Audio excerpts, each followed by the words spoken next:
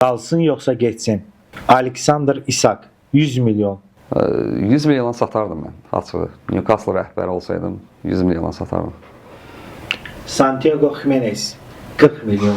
Qalsın yoxsa getsin? Bildiyim qədərilə Feyenoord onu 32 milyon avroya satıb. 40-a niyə satmayaq? Alvaro Morata 20 milyona. Qalsın yoxsa getsin? 32 yaşı var artıq. Amma yenə də düşünürəm ki 20 milyon azdır. Biraz bazarlıq eləmək olar artırmaq. Bəlkə daha çox pul qopardı. Talişka 20 milyon. Qalsın yoxsa getsin? 31 yaşlı futbolçu üçün və formada olan oyunçu üçün 20 milyon məncə azdır. Erling Haaland 100 milyona. Qalsın yoxsa getsin? Azdır məncə qalsın. Jamal Musiala O 100 milyona. Qalsın yoxsa getsin?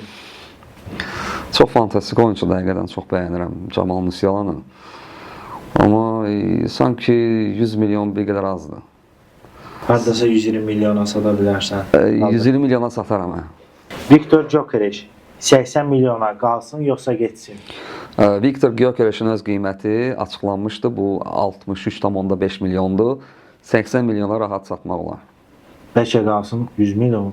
Yox, yəni getsin daha yaxşı karyera qursun özü üçün. Daha nüfuzlu klublarda. Özü üçün də yəni sərfəli olar. Forlan Wirtz 110 milyona. Qalsın yoxsa getsin? Florian Wirtz möhtəşəm oyunçudur. Məncə 110 milyon avro yaxşı qiymətdir. Bayer Leverkusen onun əvəzində yaxşı oyunçular da ala bilər. Satmaq olar mənim. Elvin Cəfərquliyev 1 milyona. Qalsın yoxsa getsin? Azdır düşünürəm. Biraz artırmaq olar. Azdır. 1 milyon azdır Elvin Cəfərquliyev üçün. Çünki yaxşı mövsüm keçirdi. Baxmayın ki, qırmızı vərəqələr alır, amma sol cinahın etibarlı oyunçularından.